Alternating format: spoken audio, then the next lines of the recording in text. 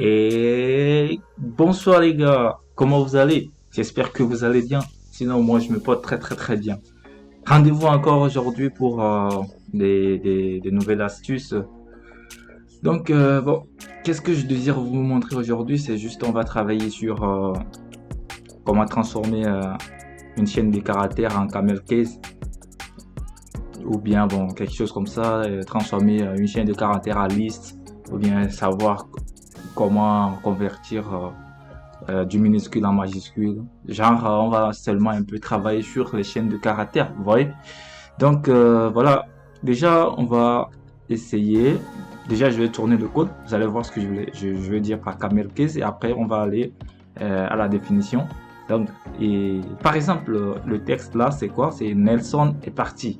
Et donc, vous voyez que c'est, disons, une phrase, vous voyez, qui a voilà, des espaces et je vais transformer ça en Nelson est parti avec le commencement de chaque mot en majuscule.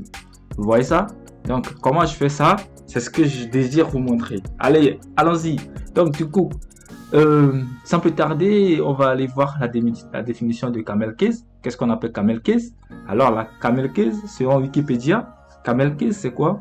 C'est une notation consistant à écrire un ensemble de mots en les liant sans espace ni ponctuation et en mettant en capitale la première lettre de chaque mot. Vous voyez? Donc la première lettre du premier mot peut être en bas ou en haut selon la convention. Donc du coup, c'est ce qu'on va essayer donc de faire ici. Donc pour le faire, déjà on doit aller comprendre ce que c'est que les strings, les chaînes de caractères. Voilà. On va comprendre ce que c'est. Et ici, ici c'est plus détaillé. Donc, les strings, c'est quoi? Le string est un objet natif de Python de classe str. Vous voyez? Et donc, c'est-à-dire, si vous écrivez type, on va aller, vous allez voir ce que je voulais dire. Si ici, je déclare un test, tac, et que je mets ça, tac, même ça, et après je mets tac, type, et je mets un texte. Alors, il va nous dire str. Vous voyez ça? Donc, les chaînes de caractères sont de type str. Qu'est-ce qu'on peut faire avec? Donc, si on print un str, c'est un str qui sort, c'est normal. Donc, on peut convertir une chaîne de caractères ou bien un nombre quelque chose comme ça en str aussi.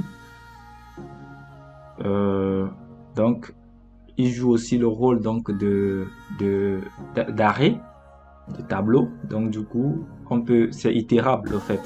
Donc du coup, on peut accéder à la première valeur du chaîne de caractères ainsi que la deuxième valeur et etc. Donc la définition nous dit que c'est itérable, ordonné et non mutable. Vous voyez? Ok. Donc on va aller. Donc ce que je vais faire, c'est je vais reprendre tout ça. Je vais reprendre tout ça à moi-même. Donc, comment je vais faire? Donc, pour ce faire, déjà, c'est le test. Le test, on veut le transformer en camel case. Donc, qu'est-ce qu'on va faire? Déjà, on va essayer donc d'utiliser la méthode split. La méthode split, ça nous permet de faire quoi? En quelque sorte, décomposer le texte en plusieurs sous-textes. Donc, du coup, c'est ce qu'on va faire. Donc, je crée liste de texte. C'est comme ça, j'appelle ça liste de tests. Et je fais, ça serait encore le test. Point, donc split. Vous voyez? Et on va scinder le test en sous-test par les espaces. Vous voyez? Donc, on va essayer de voir ce qui se passe dans liste test. On va voir tous, on va voir ce qui se passe là à l'intérieur de liste test. Alors ça nous crée donc ça nous crée un vecteur de chaîne de caractères. Vous voyez? Ok. Donc on continue notre aventure. Allons-y les gars. Donc, on continue notre aventure. On a maintenant une liste de chaînes de caractères. Maintenant, on va prendre chaque liste de chaînes de caractères qu'on va, en quelque sorte, on va capitaliser. Vous voyez, on est libre de faire tout ce qu'on veut. Déjà, je vais commencer à, disons, compter le nombre de mots à l'intérieur donc de la phrase. Pour ce faire, je peux mettre le nombre de mots. Je peux mettre mot total, quelque chose comme ça, mot total. Et je mets mot total, ça fait quoi? Ça fait simplement len, comme c'est une liste, donc ça fait len de liste de texte. Voilà. Donc on lance, on va voir combien. Normalement c'est 3. On va voir si c'est 3 effectivement. Tac, c'est 3. Ok, ça marche. Donc maintenant le but c'est de transformer le début de chaque voilà sous-mot, voilà sous-ensemble de mots dans la phrase par une lettre majuscule. Donc pour accéder à chaque mot, on fait quoi? Comme c'est une liste, donc du coup ça fait liste de texte de crochet 0 pour la première, si vous voulez, tac, ça fait Nelson, vous voyez, donc 1 pour la deuxième, ça fait et 3 pour la troisième, ça fait, ah, il n'y a pas 3, c'est normal, c'est 2. Partie, vous voyez, donc du coup on va essayer de faire un truc comme ça, partie, c'est-à-dire partie avec P majuscule et les autres minuscules. Vous voyez ici que E n'est pas en E est en minuscule et non en majuscule. Donc c'est ce qu'on va essayer de faire. Donc les amis, accrochez-vous, allons-y. Alors, donc du coup, pour ce faire, vous avez exemple, si on prend l'exemple comme on va prendre C égale, ou bien on fait ça comme ça, on dit Toto, je prends l'exemple, hein, Toto, ou bien je mets R et je fais point, donc je peux capitaliser, vous voyez, donc regardez, on a ce qu'on veut, donc c'est ça, c'est ce qu'on va appliquer sur notre sous-ensemble de mots. Donc allons-y. Donc pour l'appliquer, donc ça veut dire que on va itérer sur quoi? On va itérer for iter, quelque chose comme ça, une liste texte. Donc on prend chaque mot, vous voyez, donc on prend chaque mot, tac, donc si on prend chaque mot, on prend donc liste, on prend iter, donc on prend iter point quoi, on capitalise chaque mot. Donc du coup on capitalise chaque mot, on peut décider de mettre ça dans quelque chose, ou on peut décider en même temps de on peut faire, je vais faire 2 exemples et à vous de choisir celui qui vous semble facile. Donc du coup je vais reconstituer le test et je mets ça, texte comme ça, et donc ici je mets quoi? Je mets texte égale texte plus, vous voyez, et je mets iter capitalise, et donc on va faire ça, tac, on va voir texte, tac, oh on a notre camel case. Ok, maintenant je vais passer à l'exemple 2. Donc à l'exemple 2, je décide de faire quoi? Je décide créer, je vais recréer une liste vide ici, quelque chose comme ça, et ici je mets donc une liste point append, voilà, tac. On fait ça, tac. Et après, on va voir ce qui est dans la liste. Ce qui est dans la liste, tac. Voilà. Et ensuite, on peut faire liste. John. Voilà. On peut faire list.John. List object has no attribute John. Ouais, il a raison. On va faire, on va mettre texte comme ça. Et donc on fait texte. On va join. On va mettre la liste à l'intérieur. Voilà. Ouf. Vous voyez?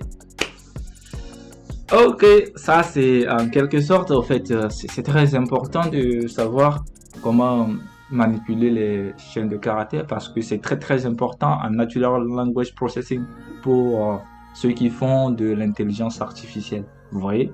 Donc, je vous rappelle, le Natural Language Processing, c'est une branche qui traite de la parole humaine.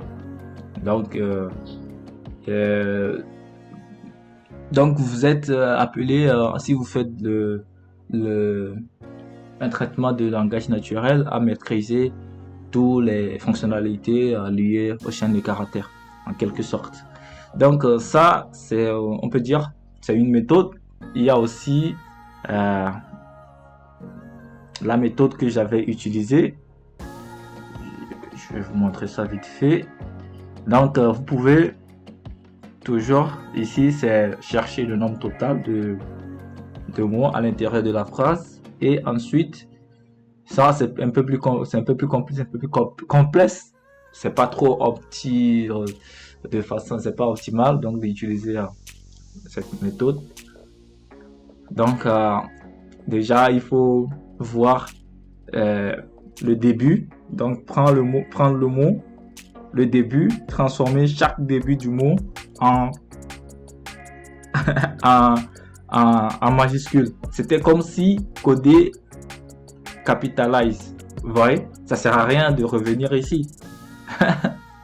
Mais quand même, c'est-à-dire ce que je veux vous dire, c'est que regardez avec moi, tac, tac. Vous savez que liste de texte contient le sous-groupe de mots. Donc, comme il contient le sous-groupe de mots, on sait que si on fait 0, c'est le premier. Ok.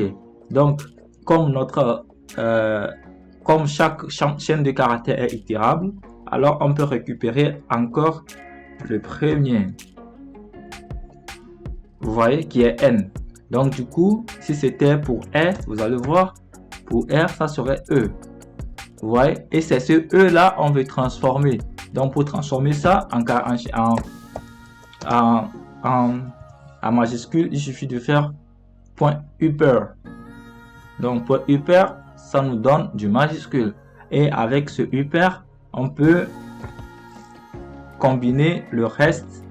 Donc, on peut combiner le reste du mot. Le reste du mot, c'est 0 et donc de quoi? De 1 à, voilà, à la fin, puisque c'est un tableau. Donc, on peut combiner ça comme ça. Tac, tac, tac, tac, tac, tac. Ça fait 1 et 2. Attendez, ça fait ici plutôt, ça fait 1.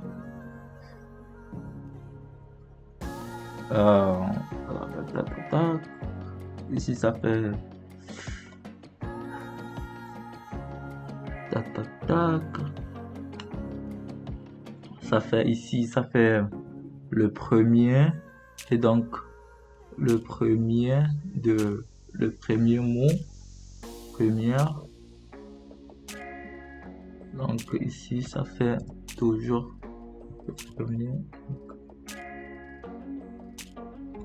Donc, je permets de faire ça. Donc, une minute. Ici, c'est le premier. Tac, tac, tac. Le premier. Ça, c'est le premier, c'est Nelson. Donc, du coup, le premier aussi. Tac. Donc ici c'est plus plutôt. Voilà. Tac. Donc voilà. Donc il y a toujours quelque chose qui bug parce que ici il a pris. Donc ici c'est Elson. Donc plutôt ici c'est, je prends tac, et ici je prends plutôt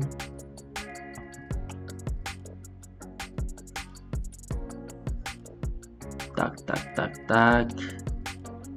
Je prends le premier ici et non le 1. Voilà. Tac. Ouais.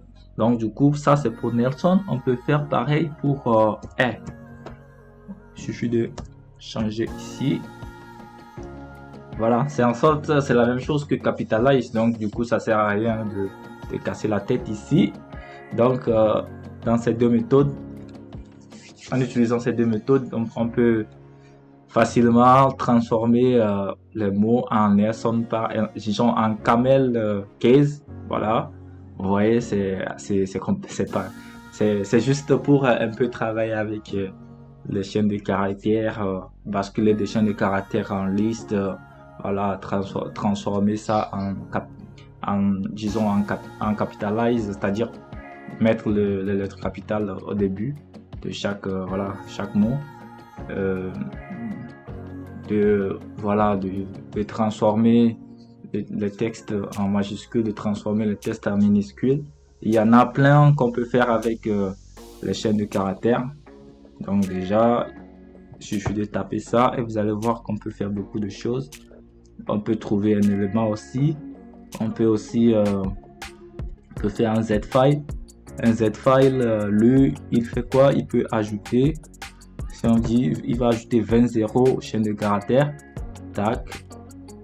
Ouais, j'ai pas. Donc ça fait .z-file. J'ai pas. Ça fait Z-file. Tac. Voilà. Tac. Ouais. Ici vous ne voyez rien parce que je vais mettre GT ici pour que vous compreniez. Donc voilà, 00 GT. Ouais. On peut faire plein de trucs. Donc les amis, c'est tout ce que j'ai à vous montrer aujourd'hui par rapport à la transformation disons à la transformation qu'on peut apporter aux chaînes de caractères. Indispensable, important à connaître si surtout vous faites de l'intelligence artificielle, c'est-à-dire que vous travaillez avec le Natural Language Processing. Donc les amis, n'hésitez pas de vous abonner, c'est-à-dire qu'il y aura des choses qui vont venir après. Merci beaucoup, merci de me soutenir. Donc on garde contact. Ciao ciao.